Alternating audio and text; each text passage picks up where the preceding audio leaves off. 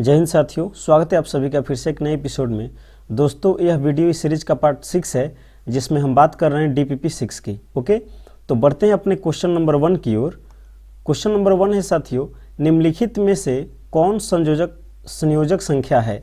Which of the following is a composite number. ठीक है, तो कंपोजिट नंबर का मतलब क्या होता है? कंपोजिट नंबर का मतलब होता है भाज्य संख्या। ठीक है ना, तो इसमें हमें देख लेना है कि भाज्य संख्या कौन सा है। इन चारों ऑप्शन में देखते हैं। ठीक है, चारों ऑप्शन में देखते हैं दोस्तों, तो भाज्य संख्या हमें क्या मिलेगा? 21 मिलेगा। ठीक है ना, क्योंकि देखिए ना 11 जो है ये अभाज्य संख्या है, क्योंकि ये या तो 1 से कटेगा नहीं तो 11 से कटेगा। 31 है तो यह भी 1 से कटेगा नहीं तो 31 से कटेगा। 41 जो है या तो 1 से कटेगा नहीं तो 41 से कटेगा। बचता है कौन? 21। 21 में देखिए तो 3 से भी भाग लगेगा, 7 से भी भाग लगेगा, 21 से भी भाग लगेगा, 1 से भी भाग लगेगा। ठीक है, इसका मतलब यही अपना भाज्य संख्या है।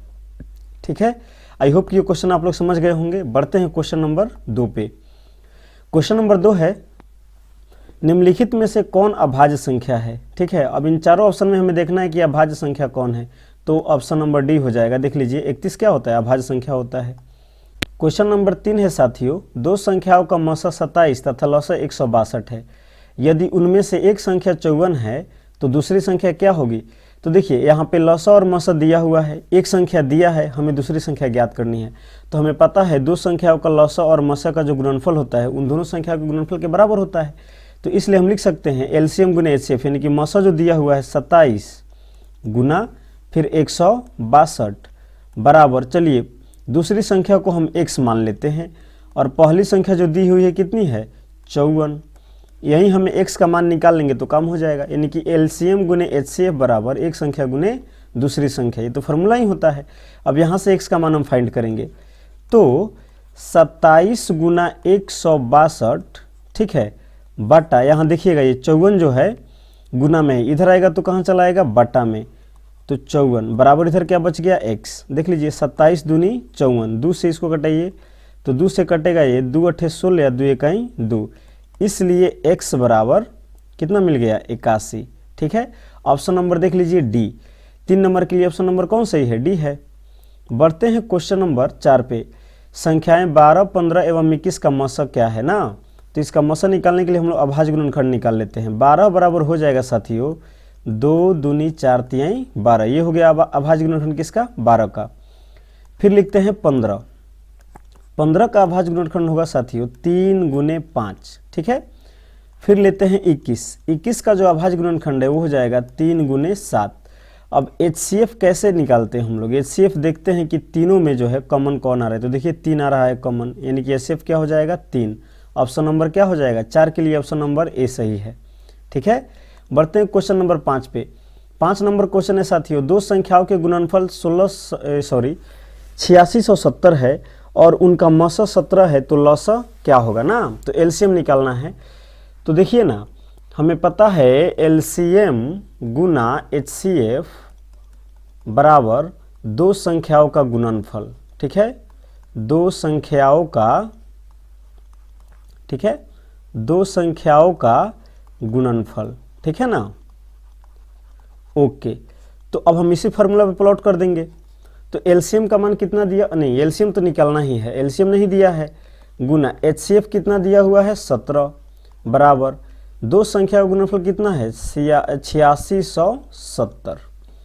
यहाँ से एलसीएम का मान जब हम फाइंड करेंगे साथियों तो हो जाएगा 8670 बटा 17, कटा दीजिए। तो 86 में 17 से पहले भाग दीजिए तो 17 पचे 85, यहाँ से शेष एक बचेगा और एक पर साथ लिखिए 17, तो 17 कहीं 17 और यहाँ 0 है तो 0 आ जाएगा। ठीक है, यानी कि एलसीएम का मान कितना आ गया? 510। ऑप्शन नंबर डी है 5 के लिए, क्वेश्चन नंबर 5 के लिए ऑप्शन नंबर डी सही है। क्लियर। बढ़ते हैं क्वेश्चन नंबर 6 पे। क्वेश्चन नंबर 6 है साथियों कि 192 के अभाज्य गुणनखंड में 2 का घातांक क्या है? मतलब कि 2 का घात बताना है 192 के गुणनखंड में। तो चलिए पहले 192 का अभाज्य गुणनखंड करके देखते हैं कि क्या आ रहा है। तो हो जाएगा यहाँ पे 2 से भाग देंगे तो हो जाएगा 2 9 18 और 2 6 12। ठीक है, फिर हम लोग देखते हैं आगे, 2 चौके 8, 2 अठे 16। फिर देखते हैं 2 से, 2 दूनी 4, 2 चौके 8। फिर 2 से, 2 इकाई 2, 2 दूनी 4। फिर देखते हैं 2 से 2 छक 12, फिर 2 से 2 तिहाई 6। अब घातांक क्या हो जाएगा, अब गिन लीजिए 2 को, ठीक है ना, 1 2 3 4 5 6, यानी कि आप इसको लिख सकते हैं 2 का पावर 6 और गुना 3। तो देखिए ना घातांक कितना आ रहा है, 6 आ रहा है, यानी कि 6 जो क्वेश्चन नंबर है इसका ऑप्शन नंबर क्या सही है, सी सही है। ठीक है, बढ़ते हैं क्वेश्चन नंबर 7 पे। यदि Q एक धनात्मक पूर्णांक है तो इनमें से कौन धनात्मक विषम पूर्णांक नहीं है। हमें विषम पूर्णांक नहीं है चुनना है, यानी कि 3 ऑप्शन ऐसा होगा जो विषम होगा और एक ऑप्शन ऐसा होगा जो विषम नहीं होगा। तो देखिए ना ऑप्शन नंबर बी सही है इस क्वेश्चन के लिए, ठीक है ना, क्योंकि देखिए 8Q + 1 विषम हो जाएगा, क्योंकि Q में जब 8 से गुना करिएगा तो सम मिलेगा और 1 उसमें ऐड कर दीजिएगा तो विषम हो जाएगा। यहाँ पर भी देख लीजिए 8Q में 3 विषम संख्या जोड़ा गया है तो विषम ही होगा, फिर 8Q में 7 जोड़ा गया है तो ये भी विषम ही हो जाएगा। लेकिन ऑप्शन नंबर बी में क्या है, 8Q में 4 जोड़ा गया है, तो जब सम संख्या में सम संख्या जोड़ेंगे तो क्या मिलेगा, सम ही तो मिलेगा, यानी कि ऑप्शन नंबर बी सही है। ठीक है, बढ़ते हैं क्वेश्चन नंबर 8 पे। 2 लगातार सम संख्याओं का मौसा क्या होता है। तो चलिए 2 लगातार सम संख्या लेके बना लीजिए। देखिए 2 और 2 के लगातार 4 सम संख्या क्या हो जाएगा, लगातार मतलब 2 लगातार सम संख्या हो जाएगा 2 और 4 ना। तो इसका एचसीएफ निकाल के देख लीजिए, आप कोई भी ले सकते हैं, कोई भी एग्जाम्पल लेकर के आप देख सकते हैं, ठीक है ना। तो 2 दूनी 4, ये 2 से पूरा पूरा कट गया, मतलब कि एचसीएफ हमारा 2 आ गया। उसी तरह से अगर 2 लगातार संख्या और कोई संख्या लेना चाहे हम तो क्या ले सकते हैं, 4 ले सकते हैं, 6 ले सकते हैं। फिर 4 से 6 में भाग दे के देख लीजिए, 4 एक 4, अरे एचसीएफ निकाल रहे हैं भाग विधि से, यहाँ बचेगा शेष 2 को ऐसे रख लीजिए और फिर 4 को यहाँ ला लीजिए, फिर 2 दूनी 4, ये कट गया, फिर एचसीएफ यहाँ पे क्या मिल गया, 2 मिल गया। उसी तरह से आप ले लीजिए, जैसे मान लीजिए कि हम 10 ले लेते हैं और 12 ले लेते हैं, ये भी तो लगातार सम संख्या ही है। तो 10 से 12 में भाग देंगे कई बार में, 10 से 10, बचेगा शेष 2, फिर यहाँ पे 10 आ जाएगा और फिर 10 में 2 से भाग करेंगे तो 2 पचे 10, यानी कि कट गया। यहाँ पर भी एचसीएफ क्या मिल रहा है, 2। तो हम देख रहे हैं कि जब भी लगातार 2 सम संख्या लिया जा रहा है और उनका एचसीएफ फाइंड किया जा रहा है तो हमें हमेशा क्या प्राप्त हो रहा है, 2 प्राप्त हो रहा है। इसका मतलब है कि 2 लगातार सम संख्याओं का मौसा हमेशा 2 ही प्राप्त होता है। ठीक है, तो ऑप्शन नंबर सी में देख लीजिए दिया हुआ है 2, तो यही अपना सही आंसर है। क्लियर, आशा करते हैं साथियों कि आप लोग को ये सारी टॉपिक समझ में आ रही होंगी। ठीक है, बढ़ते हैं क्वेश्चन नंबर 9 पे। नंबर 9 है साथियों, यदि p तथा q अभाज्य संख्याएं हैं तो p का पावर 3 इंटू क्यू और p² इंटू क्यू का मौसा क्या होगा ना। तो चलिए निकाल के देख लेते हैं।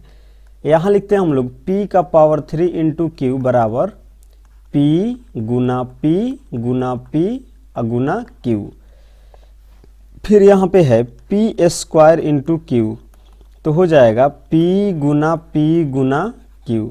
तो यहाँ से HCF जब निकालेंगे साथियों ना तो क्या हो जाएगा, जो सब में कॉमन है, तो देखिए p आ रहा है एक बार, फिर एक बार और आ रहा है p और एक बार आ रहा है q, तो हमें मिल गया p का पावर 2 इंटू क्यू, यानी कि मौसा अपना क्या हो जाएगा, p² into Q. Option number B में देख लीजिए, तो ऑप्शन नंबर बी सही है 9 के लिए।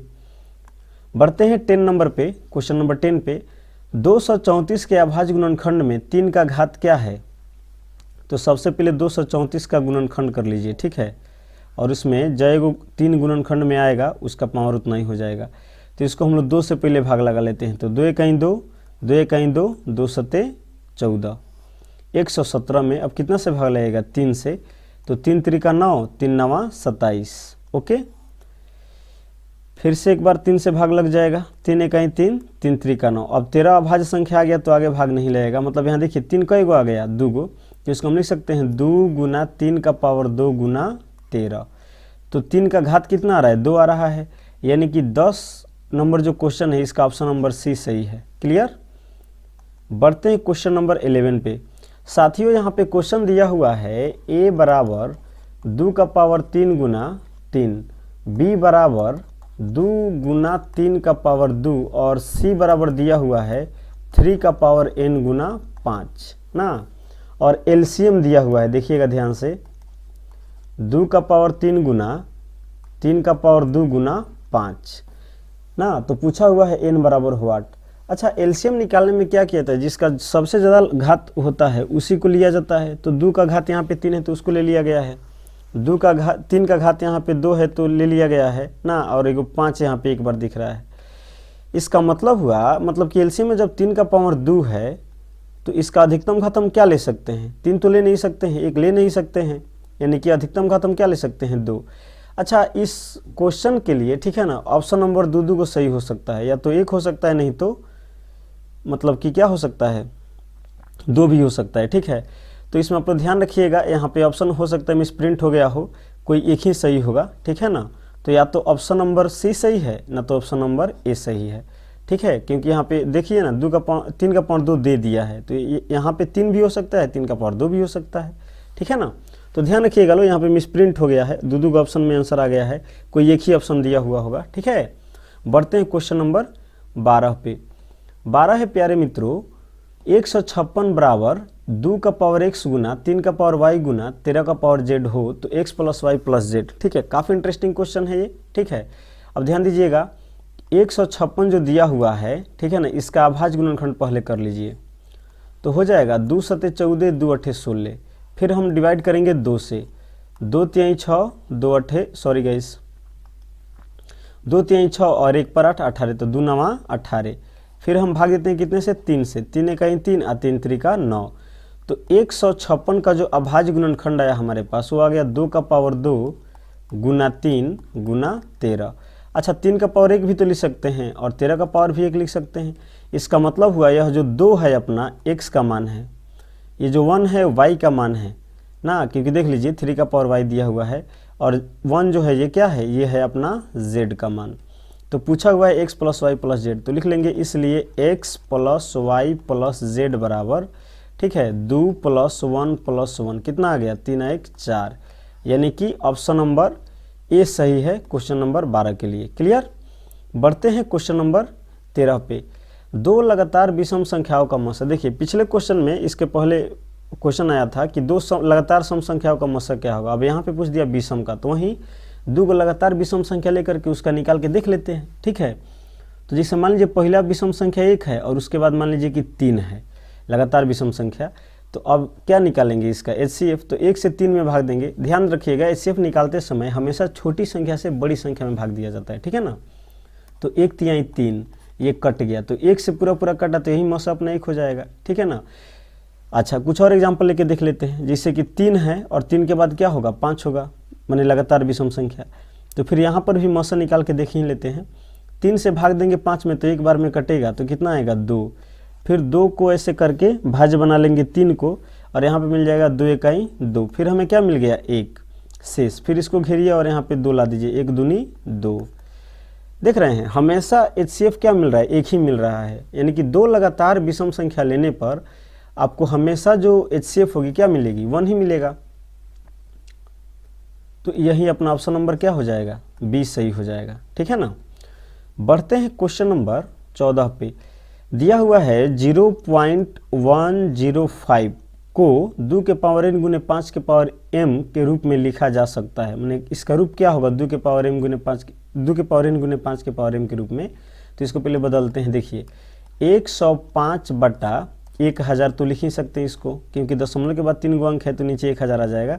अब इसको कटा लीजिए, 5 दूनी 10, 5 इकाई 5, क्योंकि दोनों 5 से कटने वाला है, ये हो जाएगा 5 दूनी 10 00, यानी कि 200। हमको मिला 21 बटा 200।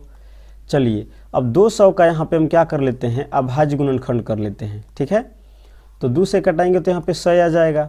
ठीक है, फिर 100 को 2 से कटाएंगे साथियों तो आ जाएगा कितना 50, फिर 50 को 2 से कटाएंगे तो मिलेगा 25, और 25 को फिर हम 5 से भाग दे देंगे तो कितना हो जाएगा 5, यानी कि 200 का जो अभाज्य गुणनखंड आ गया कितना आ गया, देखिए 21 को ऊपर लिख लीजिए, और 200 का जो अभाज्य गुणनखंड है देखिए 1 2 3, यानी कि 2 का पावर कितना आ गया 3 गुना 5 कई गो है 2 गो है, तो 5 का पावर 2। अब देख लीजिए 21 बटा 2 के पावर 3 गुने 5 के पावर 2 किस ऑप्शन में है, तो ऑप्शन नंबर सी में देखिए ध्यान से। ठीक है ना, तो ऑप्शन नंबर सी सही है। ये बट्टा का साइन है। ठीक है ना, ये तिरछा जो दे दिया जाता है ना ये बट्टा होता है। क्लियर, ओके, बढ़ते हैं क्वेश्चन नंबर 15 पे। 15 नंबर जो क्वेश्चन है मित्रों, यदि 2 संख्याओं का मौसा 25 तथा लसा 50 है तो 2 संख्याओं का गुणनफल होगा। अरे तो बहुत आसान है, देखिए LCM गुना HCF, ठीक है, बराबर 2 संख्याओं का गुणनफल। क्लियर, 2 संख्याओं का गुणनफल। ओके, अब इसी में पूरा मान को जो है रख देंगे। हमें दो संख्याओं का गुणनफल निकालना है। एलसीएम का मान दिया है कितना 50 गुना एचसीएफ का मान दिया हुआ है 25 बराबर ये हो जाएगा दो संख्याओं का, ठीक है, गुणनफल। ठीक है, तो ध्यान दीजिएगा यहाँ हो गया 25 25 सवा यानी कि 125 पर एक जीरो बैठा दीजिए ना, यानी कि 1250 हो जाएगा दो संख्या का गुणनफल। ठीक है ना, यहाँ पे ऑप्शन नंबर ए सही है। ओके दोस्तों, आज का वीडियो हम यहीं पे एंड करते हैं। ठीक है, फिर हम लोग मिलेंगे अगले एपिसोड में जिसमें हम बात करेंगे कुछ और इम्पोर्टेंट क्वेश्चन पे। ठीक है, ये सभी क्वेश्चन दोस्तों बिहार बोर्ड के लिए काफ़ी इंपॉर्टेंट है, इसलिए इसको आप लोग ध्यान से देखिए। वीडियो पसंद आ रही है तो प्लीज़ लाइक शेयर जरूर करिए। चैनल पे अगर आप पहली बार विजिट किए हैं तो उसको सब्सक्राइब जरूर करिए। ठीक है, जय हिंद।